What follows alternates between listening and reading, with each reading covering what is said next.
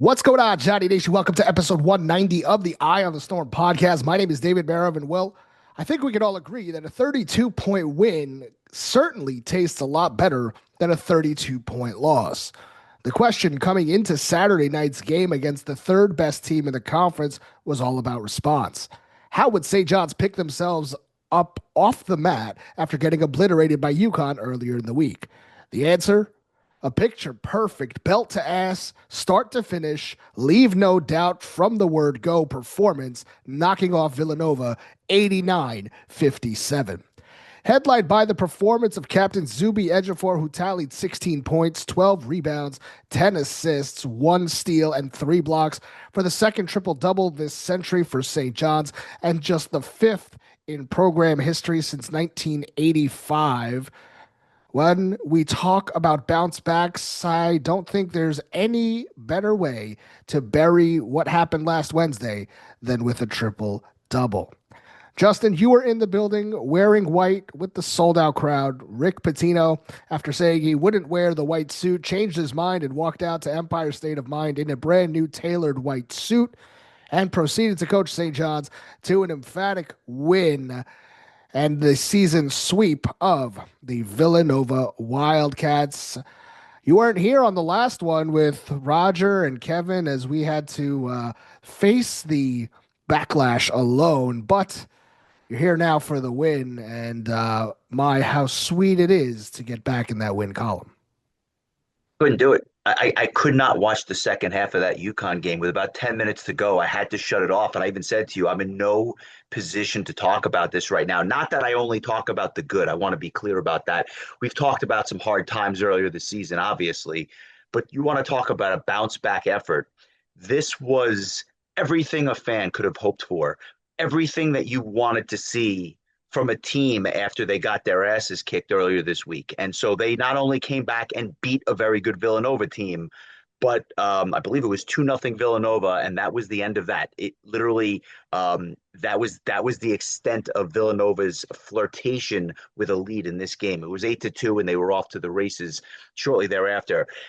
Feeling I'm much better today than I was. I don't think you could have played a game as poorly as you did earlier this week at Villanova. Sorry, at UConn, obviously, but this was the game, by far their best game all season. I said it at the end of the last episode. I said it in the hype video that we put out the morning of the game.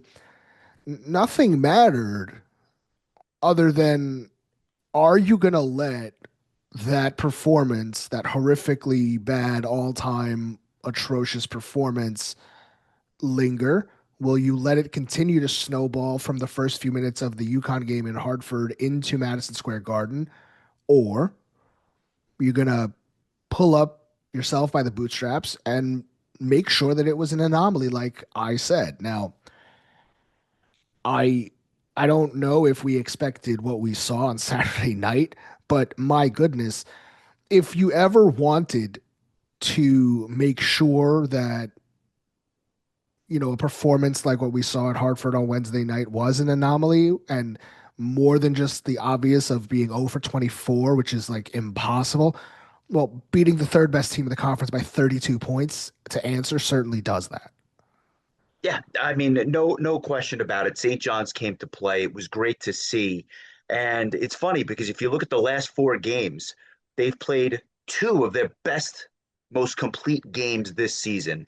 The performance against Creighton and this performance against Villanova, just simply eye-opening if you're a fan or if putting the Big East on notice as to kind of who's at the top here.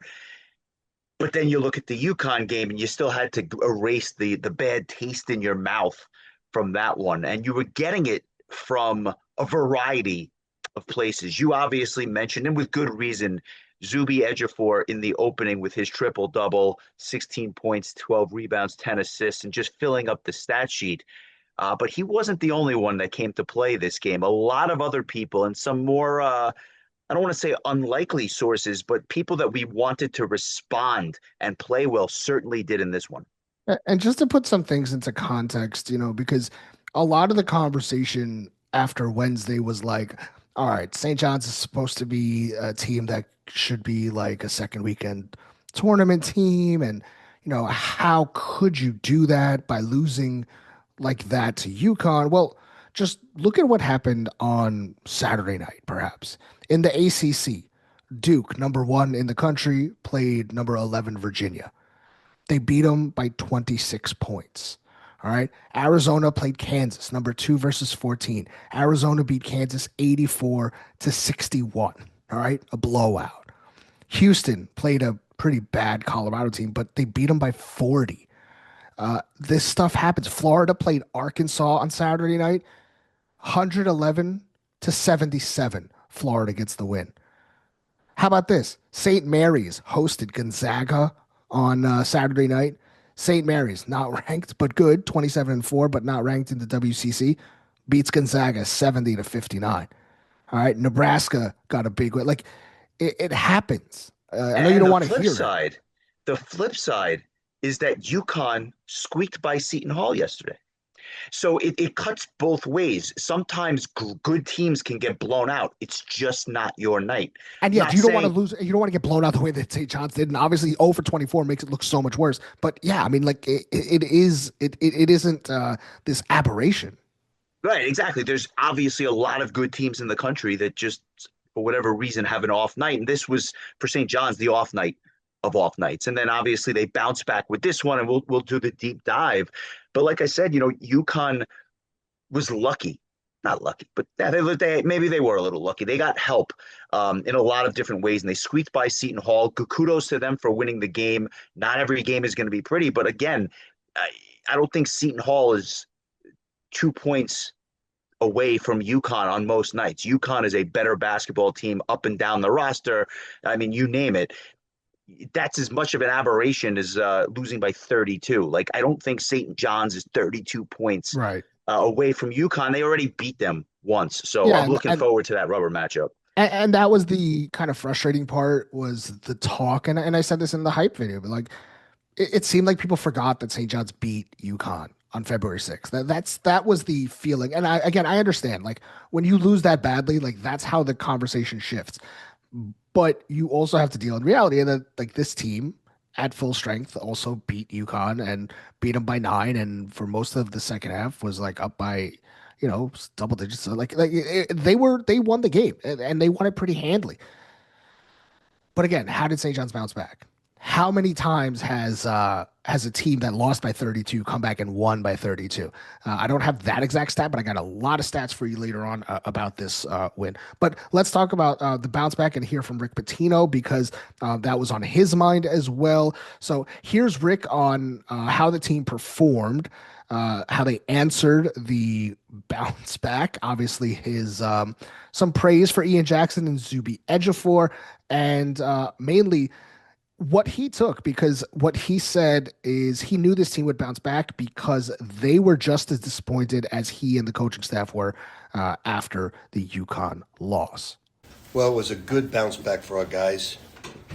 They really got after it the right way. And, Ian is, I told him that he's one of two people that are most improved on the team. He probably doesn't see it as much as I do because he just wants to score 40 points a game. But he's gotten to become a better defensive player. He's picking up a lot of different things from rebounding and steals and making himself a total player, not just a scorer. And that's what we're trying to do more than anything else because he has the ability. He's long, he's fast, he's intelligent, and he can become the best defensive guard on our team. So he did a tremendous job tonight. I'm real proud of him. Zuby had a triple-double, which is incredible for a 5-man on your team to get 10 assists, but he is the team leader in assists. He's very well rested because he took a day off against Connecticut. Well, I felt really bad about the game, but they felt equally as bad. And when the players match my disappointment, that's a great sign. They were very disappointed. They couldn't explain it. I couldn't explain it. We missed like 53 shots. And one thing I talked about is we gotta stop taking. We're last in the league in mid-range shots. We gotta stop taking. We gotta get to the rim, get fouled, and we gotta shoot more threes. So we talked about that, and they were great on defense. They were great on offense. Had a lot of assists tonight. We had 26 assists with only 8 turnovers against a very good team. I mean, Villanova is a very good basketball team. Very extremely well coached. So that's what Rick said, and pretty hilarious joke there by Rick Pitino about Zuby taking the night off against UConn. The one thing that I can tell you, and Zuby will be a focal point of this episode as he should be in for the rest of the week. Zuby takes this stuff really seriously. He takes losses to heart. There's a saying that we throw around here about hate losing more than you love winning. That's Zuby Ejiofor to a T. And that's why Rick Pitino loves him so much. That's why Rick Pitino keeps talking about how hard senior day is going to be for him because he doesn't want to know life essentially at St. John's without Zuby. But that's a talking point, their relationship. We're going to get to that in a little bit. That's what it was all about. And actually, here's Zuby also when he was asked, how was Rick after the UConn game? What was the tone and what was Zuby's message? Plus, he had a nice compliment here for Ian as well. He was the same person, he's always been. We move on. That wasn't. We understood that. We didn't bring it, especially effort-wise on both sides of the ball, and we understood that. And that's something that I'm telling the guys that it can't happen. It can't repeat itself. And we came into practice the next day. Competed at a high level. And that's just a game that you just learn. You learn from it, and move on. And the response is a lot more important. That's what he was saying, and that's what I was saying as well. That's what I was telling the guys is championship level teams respond in a positive way, and I think that's exactly what we did tonight. Just setting the tone in the first half, and then just playing through. Ian did a really great job, especially just applying the pressure, 5 steals, and just getting us out in transition. Because I think that when we're in transition, we're a really tough team to beat.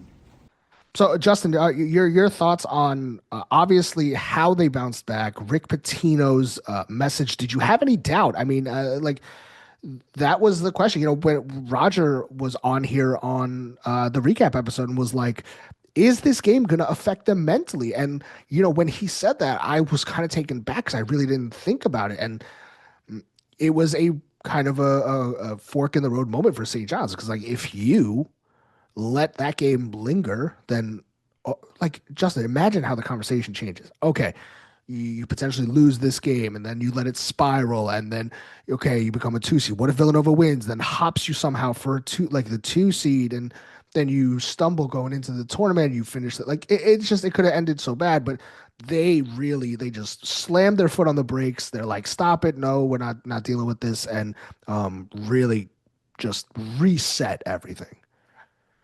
Hey, listen, I'm a fan, right? Fan first. So human nature is such that you lose by that many points, doubt begins to at least surface. Had they lost by a dozen, you'd say, all right, bad game, move on. But I wasn't worried.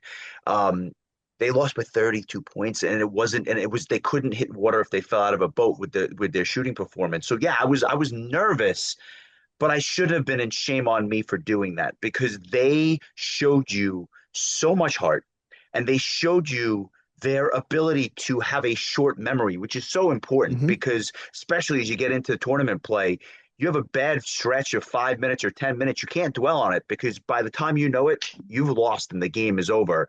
So kudos to the coaching staff for getting them ready. Kudos to Zuby and his senior leadership for getting them ready. And kudos to the entire team, top to bottom, who put on their best performance of the year.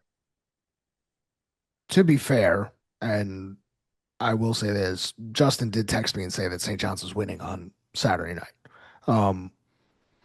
I think a lot of people, you were either in the camp of you're pretty confident this team is going to bounce back and Rick won't let them lose, or you were kind of like Roger and you're wondering, well, is this team mentally strong enough to handle such a thorough ass kicking on Wednesday? And I'm just glad that they did that. And the other thing is you went into UConn game ranked 15th. You suffer such a bad loss. People are talking about, okay, you're bumped off the 5 line now. Now you're 6 seed because you lost by so much. Then you start worrying, oh my God, like how much are we going to drop in the AP poll? Not that that matters that much, but again, optics matter for St. John's. That's just where we are as a program. And I think that when you bounce back with a 32-point win against Villanova, I think the movement will be very minimal. I think on Monday when it resets at 1 o'clock, I think you'll see St. John's probably in the 16, 17, 18 range. I don't see them falling below that. And all things considered, after you lose by 32, I think you're really happy about that. Yeah, you have to be. And you worried about the metrics taking a hit. There were a lot of things you had to worry about. And when the dust settles, they didn't just go out and beat Nova, but they destroyed them. And that is why I think that everything is going to stay relatively status quo, given the fact that you did split this week. And then, of course, you look ahead to next week. The Big East is still there for them. And that's the key to all this. You want to be back-to-back Big East champions, regular season champions. Well, that opportunity is still there because you go 2-0 next week and you'll be hanging a banner for the Big East, Big East champions next year. No easy task. I don't want to look ahead to the tournament yet. They still got to get through Georgetown and Seton Hall, but the conference is there for the taking. Justin, this game, you couldn't have asked for a better start. It was literally the dream start. And on the last episode, I said, you guys got to come out. I wanted to see Rick like on fire with them and rip their mother fluffing heads off like that. That was what I said. And Villanova scored that first bucket. St. John's went on an 11-0 run. The Garden was alive, and you couldn't have scripted that any better. Like that's what you needed. St. John's made their first 14 of 22 shots. Like that's phenomenal. They had 15 assists, outscored Villanova 22-6 in the paint. Then it was like a 33-7 run that blew open the game. In the second half, there was a 20-7 spurt that really put the game out of reach. I don't want to get into the nitty-gritty of the game. There's not much, just like the UConn game. Like if we start ripping apart the game, like there's not much from a blowout. There's like the Marquette game, Justin, when we had like a nice like kick your feet up kind of a game.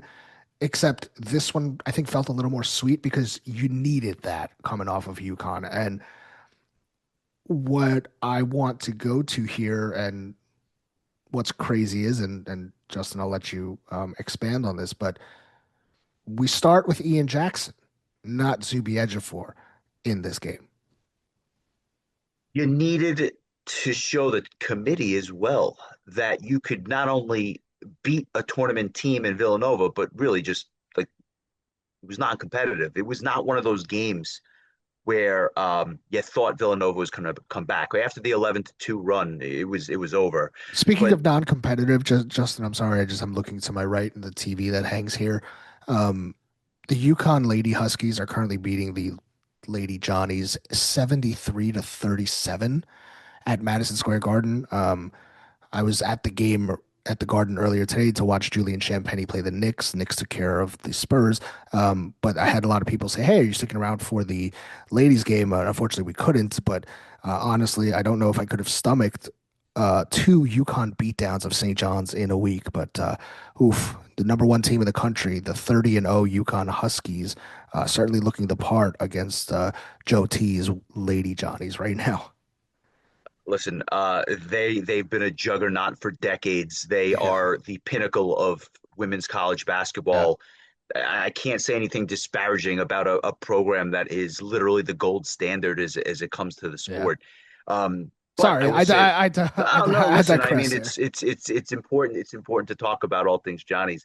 How nice is it that we get to sit back here after a comfortable win and talk about how awesome Ian Jackson was in yesterday's game. 21 minutes, only played half the game, 19 points, 5 rebounds, which is a phenomenal statistic. And it was an efficient 5 of 11 from the field, 2 of 5 from free, 7 of 8 from the line. They had no answer for him going to the basket yesterday. But the number that jumps out at me is a number that if you didn't see the game and you saw the box score, you might have said, I think this is a misprint. 5 steals. Ian Jackson had 5 steals, and those 5 steals were not like picking off a pass like a free safety and the ball just happened to come to him. He was literally picking the pocket of Villanova's guards and did it 5 separate times. And as Rick Pitino says, it was often in response to a bad play that he made. He had 2 turnovers himself, but by and large, this was not only Ian Jackson's best game as a Johnny. I think Rick Pitino would say it's Ian Jackson's best game ever because he not only scored and scored efficiently, but he did everything to make him the complete player that Rick Pitino wants Ian Jackson to be. Here's Rick Pitino on Ian's great game and Rick Pitino's comments on what Ian's impact to this team is when he plays defense. Ian played great at Villanova. He had a great game there as well. Ian's a 2 guard. It's not a 1, but he's learned the 1, which has made him a better player, better passer. Tonight he had 5 rebounds, 5 steals. He's becoming a complete player. And playing the 1 has really helped him, but he's really a 2 guard. And he's much more comfortable, better 2 guard, but he can be the best defensive player on the team. He just has never been known as that. And he's focused in on it. I took him out because he went under on Perkins. And I said, I'm putting you right back in, but don't ever go under on a shooter again. And he says, I got you, coach. And went back in and played terrific. Ian, every time he made a mistake tonight, he stole the ball back. And I said, every time you're erasing your mistake. I said, so he's getting so much better. But, you know, he wants to score all the time. He wants to score the basketball. But he's becoming a better basketball player. It's more important. So tonight I said, Ian, when you fill up the stat sheet with 5 rebounds, 5 steals, 19 points, shooting the ball well, getting the players better, and he's coming on. And without question, when he's a great defensive player, it helps us immensely. But in fairness to Ian, he's not a point guard, and he's learning to play it, but now he's at the 2, a natural position, and he was great tonight. I have not been shy at all about calling Ian Jackson out this year. In my opinion, he deserved it. He hasn't played like the guy that we thought was going to be here for the majority of this season. He's had spurts.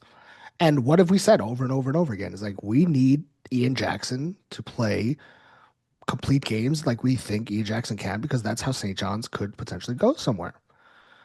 What we saw on Saturday night, I think, is huge for many, many reasons. Ian Jackson played his best game of the season by far. Yes, 19 points, great. We know that he could score the ball. He was efficient, like you said, but the 5 steals were very important, as were the 5 rebounds. Rick Pitino has said a million times this year, play defense, block out, get rebounds. That's how you stay on the court. Ian Jackson's 5 steals, as we just heard from Rick Pitino, were often in response to either a mistake that he made or it was him being engaged on that side of the ball. And that is what we have been clamoring for. Both sides of the ball. And I think that a lot of his 19 points came because, well, what does Rick always say? Let your defense dictate the offense and everything will come. And that's what happened. Those 5 steals, he was doing a little bit of Dylan Darling, was picking the pockets, kind of reading the pass. It almost looked like, Dylan gave him a few pointers or something in the huddle. And he was, grabbing that ball, timing it really well. That's what's so amazing. And yeah, I'm going to call Ian out when he's not playing well, because when you're one of the top portal kids in the country, I expect you to play a certain way. I expect you to hit certain levels and metrics and numbers, because that's the name of the game right now. St. John's, if they can get that kind of Ian Jackson, even if they can't get that Ian Jackson, something close to it, more so on the emphasis where it's both sides of the ball, and he's so hyper-focused on reading those passing lanes, using his quick twitch muscles, instincts, and not just hunting the shot. That's how St. John's goes from a potential 2 wins in the tournament to a second weekend team and beyond. Because if you can get that kind of guard play when he's at the 2 with Dylan Darling, with Dylan Mitchell, then all of a sudden, that comment that you will hear for the next 30 days this month of you need elite guard play in order to win in March, that's how that conversation is going to start to focus with St. John's, because while it might not be phenomenal elite guard play, you're going to be good enough there because your front court is so elite as well. You literally took the words out of my mouth. The talk around March Madness is always how far your guards are going to get you in the tournament. And that is one of the reasons why, at least to this point, I guess there were questions surrounding this team and how far they could go. I think everyone expects them to not only make the tournament, but win at least a game or two. Dot, dot, dot. And the dot, dot, dot is how well the guards carry them. And this was one of those games where the guards carried them. We've seen Darling do it several games now, but now you're seeing Jackson do it. And, you know, as bad as they were in the UConn game, Sanin was the lone bright spot, arguably, in that game. Again, I want to burn the tape, as they say, but you're starting to see life from these guards. And don't sleep on Oziah Sellers either. Oziah Sellers, like, I mean, not to shift the conversation, but Oziah Sellers had another fantastic, efficient game. Needed that. Scoring the basketball. And he's the one guy that you have a ton of confidence in the mid-range. Normal, Rick Pitino, shoot threes, go to the basket. That's what Rick Pitino wants you to do. But if you're going to shoot the mid-range shot, Oziah Sellers does it very well. We'll get to Oziah in a bit here. I want to just put a bow on Ian really quick because I think while I loved what I saw from Ian on Saturday night, and that's the Ian Jackson that we need to see for the next, hopefully, 40 days, which means we're playing into March. You know what I mean? If St. John's wants to go anywhere, you need that type of performance from Ian Jackson. Don't necessarily need 19 points, but 4 or 5 rebounds, 2-3 steals just means he is fully involved in the game. He's going to be able to stay on the court, and he's going to be able to give you that dynamic offense as well that's going to not allow defenses to just focus on the front court. Now, my one caveat, hey, Ian, I want to see it again on Tuesday. Back it up. Prove to me that you're not, and not just me, that sounds egotistical. Prove to the St. John's fan base, prove to everybody watching, and especially around the country, that you're not just a Villanova merchant. We've seen 2 really, really good Ian Jackson games this season against Villanova. Prove that this isn't just a matchup-based performance. Show it against Georgetown. Listen, Georgetown is not a good team this year. They just lost KJ Lewis, who's arguably their best player this year. They stink. No mercy. No freaking mercy. I don't give a crap. Go beat them by 32. Like, Ian, I want to see it again. End this season on an upward trajectory. Let it start with Villanova, do it against Georgetown, finish it off with Seton Hall, and ride that momentum. And I think that Seton Hall game is going to be super freaking important. If he can do it on Tuesday, great. If he can show you something against Seton Hall and their tough defense, that's when everybody's going to be like, okay, now we believe. One game at a time. But that's where my head's at. I want to see him do it against Georgetown. I think he will do it against Georgetown. But the Seton Hall game, while I think they're going to win the game, Seton Hall plays defense. Seton Hall plays hard.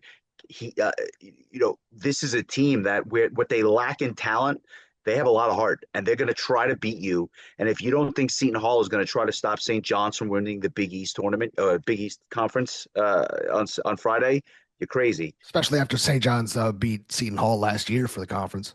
That's right. And so what does that all mean when it's all said and done? Ian Jackson's got 2 big games for him this week. But I don't want to see him press. I don't want to see him take 30 shots trying to get the numbers up to where they were. Use the word engaged, and I think it's the perfect word. Play defense, impact all facets of the game, show that you're present, show that you're engaged, and let's play some basketball. Yeah, and I don't think he is because there's a reason why you're not hearing any Ian Jackson clips in this episode. He was at the presser with Zuby Ejiofor, but didn't say anything too noteworthy of the performance, which is like great. That's pretty much what I've heard about the kid. He's just very even keel. But again, high expectations come with the status that he came in with. So let's see it again from Ian on Tuesday. Justin, before the game on Saturday when there was media availability on Friday. Rick Pitino said something that was super interesting that I really took note of, and I cut it up. I posted it on Twitter, and a lot of people watched it, found it engaging. I'm going to play it for you guys here because I think it's really important. Rick Pitino had a message for how he wanted his team to change philosophy and how he wanted things to shift on offense. I will say this. When you look at the metrics, our 2-point shooting is one of the worst in the conference, if not the country, our 2-point shooting. So we've got to get away from what I call the Josan shot. We got to get away from that difficult 2 because it's metric-wise, it's one of the worst in the country. So we've got to start taking better shots, mid-range-wise, and touch the paint a little bit more, and we have to take more corner threes. We've got to get our players. One of the weaknesses of this team is they don't get to the corner. And we're shooting 37% in the corner, but it's only 7% of our shots. So we've got to get more to the corners and sprintaways. Get rid of the long 2-point shot, Justin, and try and get the offense to flow better to touch the paint and the corner 3. Against Villanova, I counted 4 for 4 in the corner. Johnny's made all 4. If I missed 1 or 2, I'm sorry, but I was hyper focused on the corner 3s, even in a blowout. Isaiah Sellers, both 3s came from the corner. I believe Ian Jackson's had a 3 in the corner, and Bryce Hopkins had a 3 in the corner. We've been screaming for that all year. It's great to see it was a point of emphasis. The long 2-point shot is notorious being a horrific shot. Those 1-2 feet inside of the 3-point line is an awful shot. The only one that's actually, I think, going to really count for that in the game was Zuby Ejiofor, who made the shot but had his toe on the line. He was super pissed. I actually thought from my seats that it was a 3, and I was screaming at them to review it. But I guess when you wear size 18 shoes or whatever Zuby does, that's the problem. But I'm just curious. You and I sit about 30 feet away from each other. Did you notice kind of that shift in offensive philosophy, even though it was a blowout? Oh, it was apparent. They had 2 choices. They were going to go to the basket and either draw contact or get a layup or dunk the basketball, or they were looking for the open 3, and not only the open 3, but the 3 in the corner, which is something we really haven't seen very much of this entire season. The ball moved so beautifully in this game. They had 26 assists. It's a season high. As a team. And it wasn't even close. The ball just moved so fluidly around the perimeter, which admittedly was kind of the problem in the UConn game. The ball didn't move. It was stuck. Mm-hmm. And so obviously that was a point of emphasis during the week. Move the basketball, find your guys cutting, and get to the basket. And listen, they've had no problem getting to the basket this year. It's why they have the amount of free throws and free throw attempts that they do. But it was so good to see them not settle for the long 2, the Phil Green jumper, which we always kind of talk about because he was the master at the long 2, defying all the metrics. But the one guy who you kind of give the green light to is Isaiah Sellers, who I mentioned earlier, because he's the one guy who seems to be able to hit the mid-range jump shot or the longer 2, and he just does it at such a high clip that you almost give him a pass. But so what's interesting, I was thinking about this today, it's what constitutes, technically the long 2? Like at what distance does it become a mid-range or a long 2? And what Depends I actually on who's know, shooting it. That's true. We need to get Jason Fortin on the analysis there and get the numbers. But in all seriousness, what I really noticed as far as the mid-range, especially in this Villanova game, was there was a few times that Dylan Darling, really, brought the ball inside, hit the brakes, kind of got his man a little bit off balance, went up for that mid-range and hit it. But it was more around the free throw line. And the same thing, Isaiah Sellers was kind of in that range and kind of the same. They were using momentum and getting to that spot. and they hit it, and I thought that was super important. And it was funny, Justin, because the last few episodes, and we do this all the time, and we start, and I'm just like, ah, man, what are we going to talk about? How are we going to fill the time, and like, what do we really extrapolate from a 32-point loss? And it's like, there's not that much, and here I am, like, just my wheels are turning. You say something, and my brain just keeps moving. 26 assists on 32 made baskets is an otherworldly percentage coming off of a freaking game where you literally couldn't make an assist. You couldn't create one. It's also It, hard to create an assist when you don't score a basket, but that's neither here but nor that's what there. I'm saying. Like Yeah. but like, because the conversation after the UConn game was like, how did they not move the ball enough to just get some easy basket, something easier, by mistake, and then you perform like this. And like, is it a coincidence that you have 26 assists and thus your offense was so fluid and it was so easy, and your points in the paint were 34 to 24, and your bench points, you got 38 bench points, and your second chance points were 12, and you out rebounded them 40 to 26. It's not a coincidence. Johnny scored 29 points off of Villanova's 16 turnovers. It's not a mistake. This is how you need to play. And that's why we get frustrated when we see like the low assist numbers, because like it's kind of high school grade school basketball. They move the ball, it creates options, shift the defense from side to side, move the eyes, and it was it was beautiful to see. I do want to credit Dylan Darling because I thought he set the tone early on in the game really, really well. Just a lot with his defense. That was it, it was just phenomenal, and I credit them for bouncing back in this way and playing this way for sure. Before we get to Zuby Ejiofor, I do want to touch on Ozai Sellers for a second. 14 points, 6 of 8 shooting, hit 2 threes. Again, somebody that's been struggling mightily to get his shot. I thought he needed a game like that. It was super important. Obviously, stretches the floor, spacing, all that. Needed that. Him, like obviously not as bad as Ian Jackson has been lately, but like get that confidence going. He's been he needed it.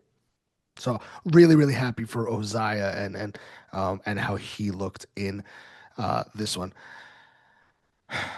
Justin, I don't know. I really don't know what else to say about Zuby Ejiofor. I don't know how many more words that we can use. But what I thought, and I think about this today, how fitting of one of the final capstones of his regular season at St. John's to do something that only 3 other players since 1984, 1985 have done.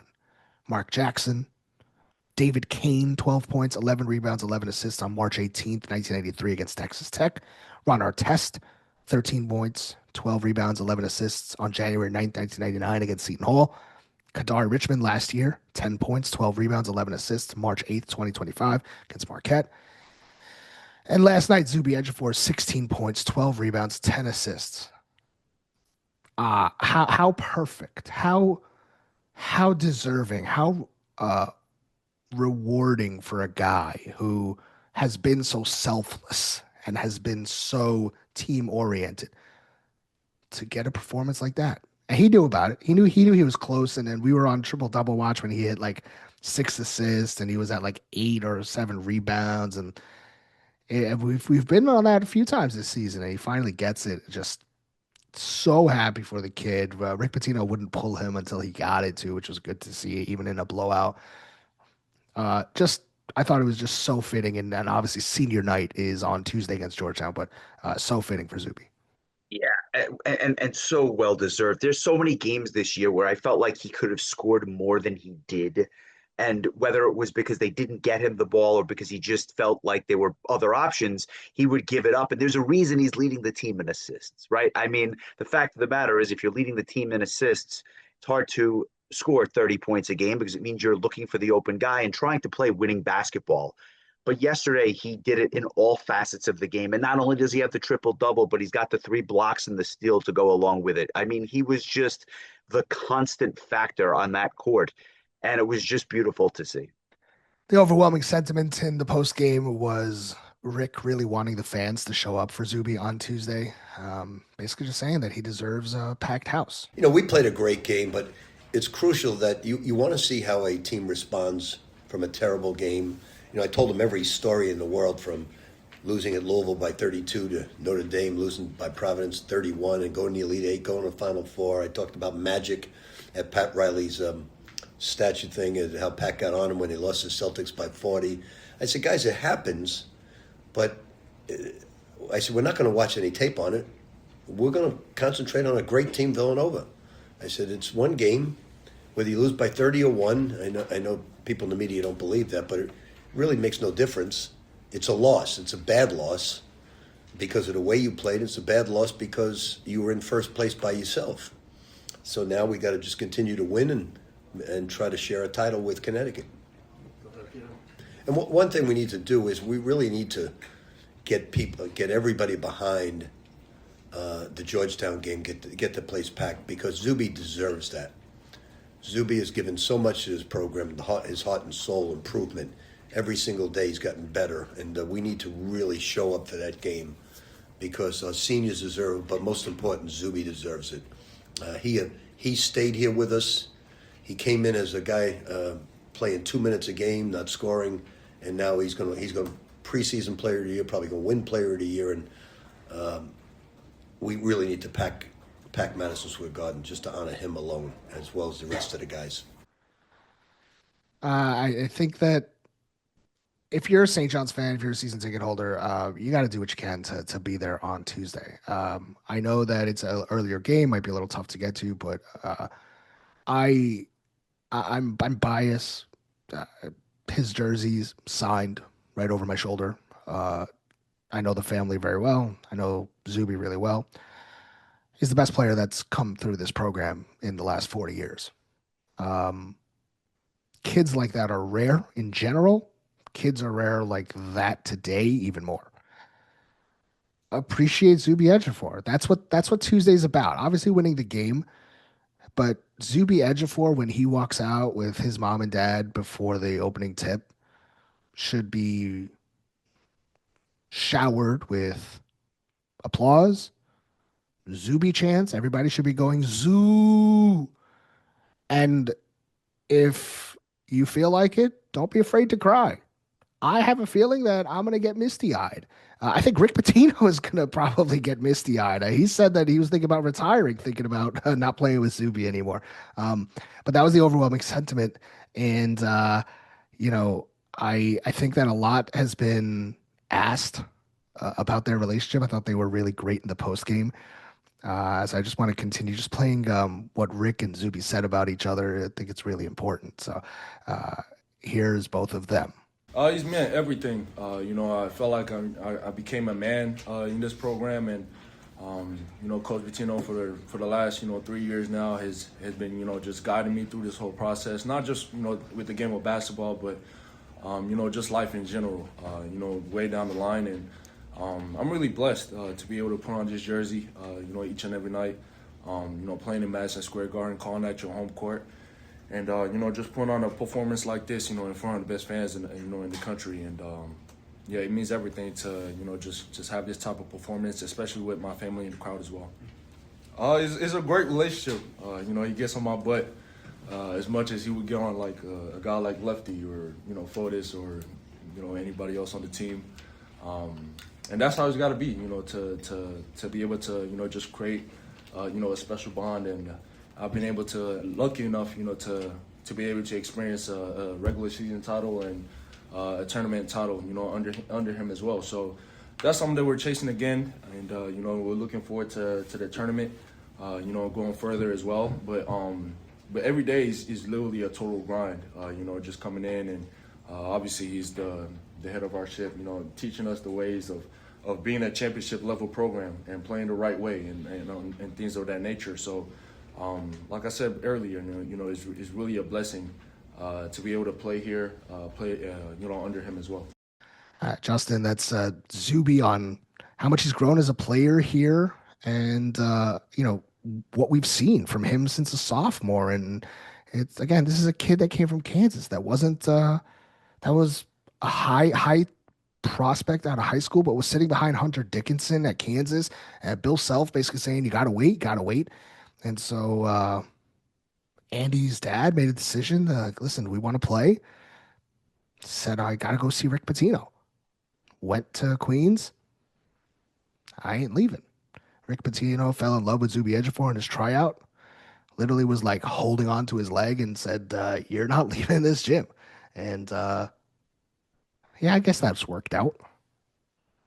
Rick Pitino saw the potential, not only as the basketball player with the size and the length and the athleticism, but he saw the potential as a man, right? And Zuby said it, right? Zuby just said, I became a man at St. John's, right? Pitino has been around this game a very long time. He knows how to evaluate talent, and he knew that Zuby Ejiofor was just oozing with potential.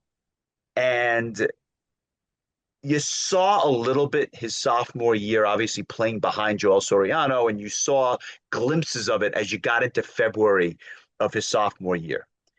Last year, I don't think anyone, with the exception of maybe you, saw that jump that he was going to take as a junior because Yeah, he I was called that all one. world last year. You absolutely did. I would be fair, just for a peek behind the curtain. Why and again, bias and knowing what was going on behind the scenes and how much work was being put on. Like I saw a lot of the summer tape. I saw a lot of the work that was being put in, and it was just like, man, this kid's gonna take off. It's there, it's there, and sure enough, it did. And he's having an even better season. Yeah, and that is why he's preseason Big East Player of the Year and 2 games away from taking that trophy home. But enjoy it. If you're a St. John's fan, sit back and enjoy it. We are in the NIL era.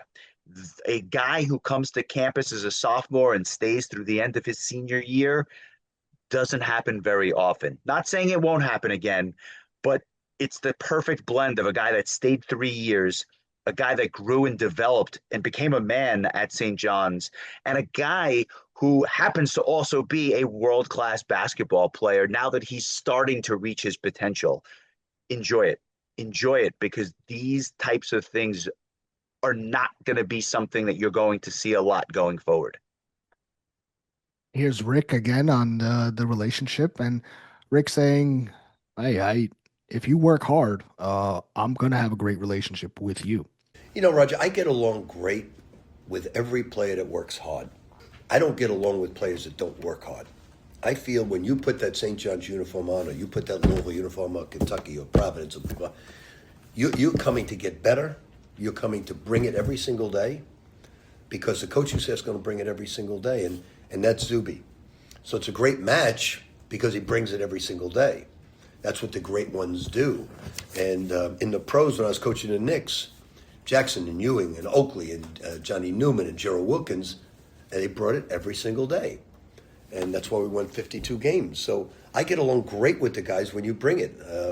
And Zuby's right. I get on Zuby just as much as I do Tamba. And they see that. I give him a lot of love because he knows I love him. I said this all along. It's senior night for me with Zuby is I'm going to miss the hell out of him because I know I can count on him every single day, giving it in every player development. Look how much he's improved his three-point shooting, his foul shooting, his passing. He was an awful passer when he first came here. Now he's a great passer. So he's improved immensely because of working hard with player development, and I'm real proud of him. Rick also finished the press conference, Justin, I think, in a important way, and he said he wanted the fans to, and just everybody to realize how far this program has come in 4 years. And I think that most fans, I think, do realize that, but then you kind of see fans like go off the deep end after like the UConn loss and start saying nonsense like, you're frauds, and I always knew this team stunk, and same old St. John's, and just stupid stuff like that. And then you kind of like just take a step back and you're like, oh, Rick Pitino has coached this team to like the most insane 3 years that we have seen in 25 years. And doing things that haven't been done since Luke Carnesecca, and like you got to take a step back and realize that. So here is Rick again on that, and also making sure that everybody shows up for the seniors. Again, this is not just Zooey. This is for Bryce. This is for Oziah. This is for Sadiku. This is for Dylan Mitchell. This is for the seniors, and of course, yeah, mainly it is Zuby. I think what you have to look back on is where we were 4 years ago and where we are today. I think that's the most important thing. Sold out Madison Square Garden. You couldn't find St. John's with a search warrant. And now these guys come in here, 3 different teams. I really felt we should have made the NCAA the first year. We played Connecticut really tough. I think I forgot to score that final game, but and they were national champions. But we have 3 different teams, and they all have brought it. We won the championship last year. We won the Big East tournament. We're fighting for a championship now. So I think sometimes when you lose, the world's coming to an end. No, it's not.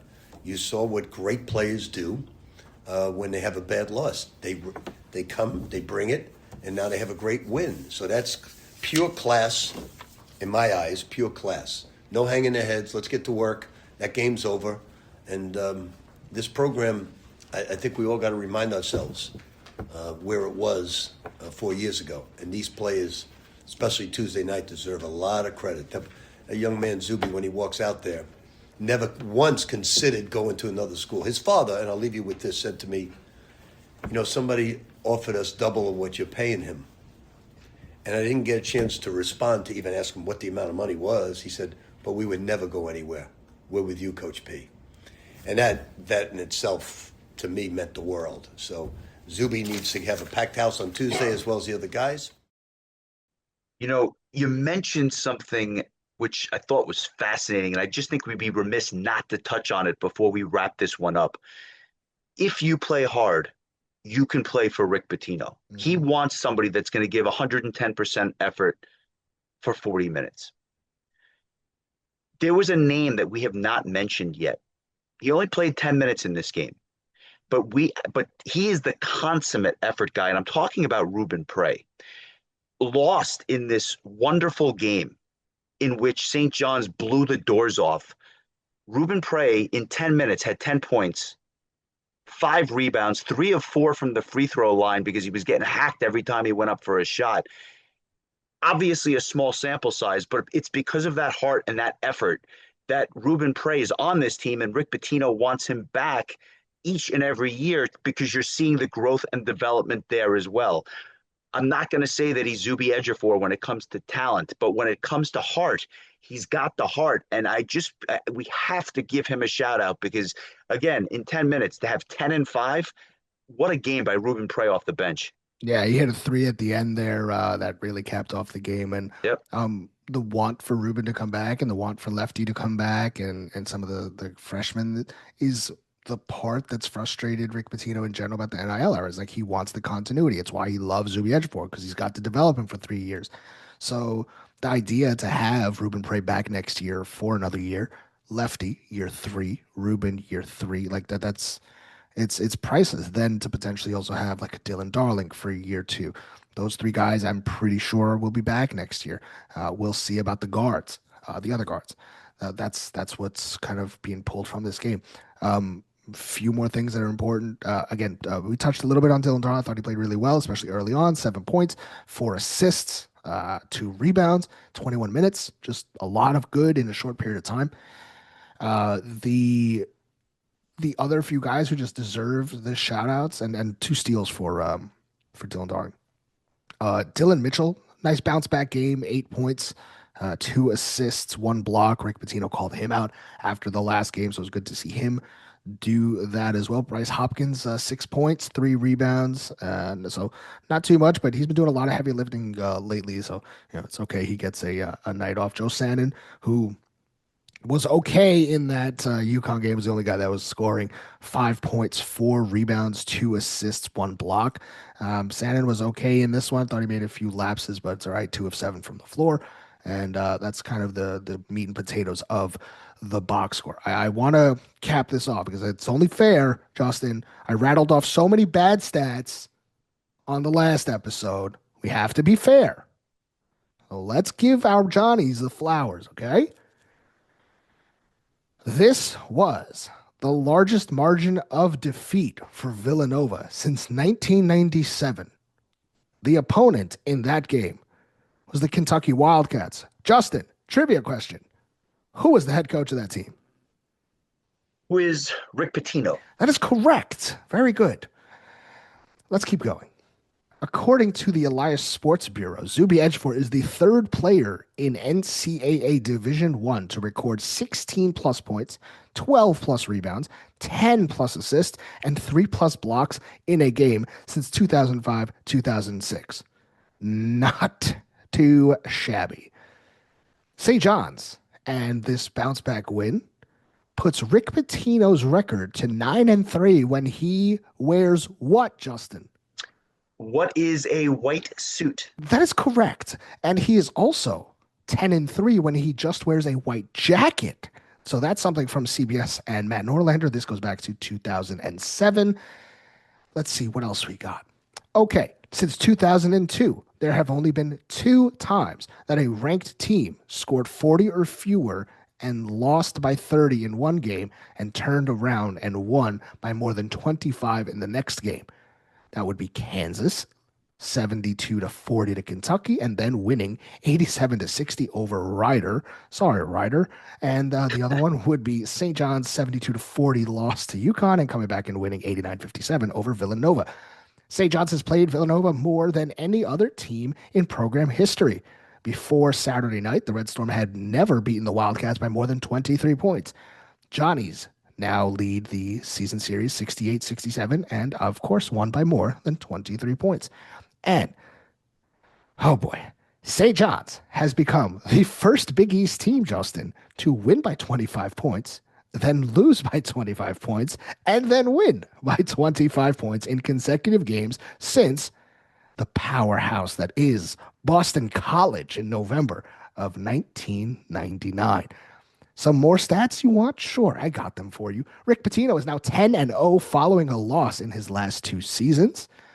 And this is the 3rd time under Rick Pitino that St. John's has led a Big East opponent by at least 25 or more points at halftime when St. John's led 48-23. Whew, that's my stats pack for the game. I like those stats a lot more than the ones I was hearing on Wednesday. I'll just say that.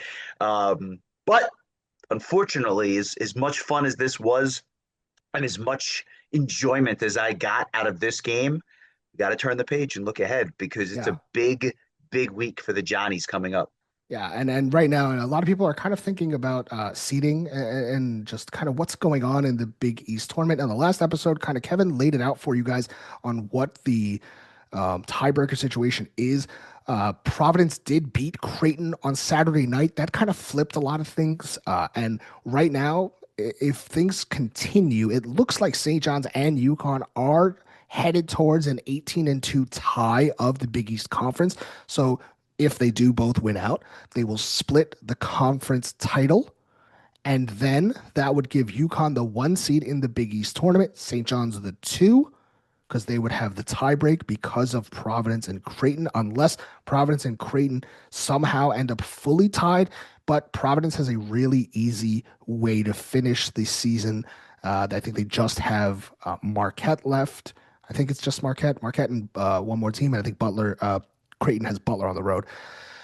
So that's kind of where it's trending. And St. John's just kind of has to keep their foot on the gas. And it's all about the bounce back. Again, Big East tournament starts in just a few days. We're almost about a week and change away from the Big East tournament starting. I know you'll be there, Justin. I will be covering the Big East tournament again, like I did last year in the last few years. So super excited for that. But yeah, I mean, what do you want to see again on Tuesday against Georgetown? Put your foot on the gas. Show that you have the ability to blow teams out and that you're not going to make it close. Give some of those starters a little bit of rest, right? I don't want to see them playing 38 minutes as we get into the Big East tournament. Let them play 28 minutes and let the bench fill out some of those minutes. You're going to need the bench in the Big East tournament. You always do. Guys like Ian Jackson, Dylan Darling, continue to stay hot and put pressure on the ball. And let's have the opportunity to go into Seton Hall on Friday with the chance to put up a banner next year as Big East champions. Yeah, I think there's some people that are kind of like, I don't want to split the conference title with UConn. Oh, why not? Go You in still 18 hang. and 2. You, Looks good to me. can you imagine? I told you 4 years ago that we would go back to back 18 and 2 in the Big And then East. be upset that we have the opportunity to put up a banner. I mean, listen, I get it. Crazy Nobody wants to talk. split anything with UConn. I get Yeah. that. You're The talking alternative is 30. losing the conference. Yeah, I mean, listen, 36 and 4 potentially over the course of 2 years in the Big East. It's silly. Come on, pinch me. Yeah. So that's the reality of the situation, people. And newsflash: if you split the conference with UConn, you still hang a banner in Carnesec Arena, and you still put up another year on the banner up at the Garden. So, yeah, we'll take that. But Johnny's got work to do. Let's see what happens against Georgetown on Tuesday. It's senior night, guys. Please show up. Please come to the Garden on Tuesday. This team deserves it. These seniors have done everything for the fans. Uh, look, we're in an NIL era where store marketing is more important than ever to help what we do here. We are in an era where players are making conscious decisions to come to your program. And yes, a lot of it is money based, but also a lot of it is head coach based. They came to play for Rick Pitino. They are wearing your school's name across their chest. Dylan Mitchell, Sadiq Ibine Ayo, Josiah Sellers, Bryce Hopkins, Zuby Ejiofor. They deserve to hear you cheer and scream and clap and cry on Tuesday night because they have done their part and they're going to continue to do it. So show up on Tuesday night. I will be there. Justin will be there. We are jacked to the moon. Johnny's get this humongous bounce back win, 89-57. Ian Jackson, let's see what you got again. Man, everybody's behind you right now. Super, super proud of the kid for responding in that way. Got to do it again. Let's go. Let's do what I said, where you just finish the season on an upward trajectory. Show that it wasn't just Villanova twice. And the only other thing I want to see is I want to see a monster game at a Zuby. Just put a freaking fork in it for Big East Player of the Year. Put a fork in Defensive Player of the Year. And let's continue to ride this streak. St. John's is officially bounced back. And I think that's what we all wanted to see. He's Justin Kramer. I'm David Baroff. Thank you so much for listening. Johnny Nation, we will catch you next time.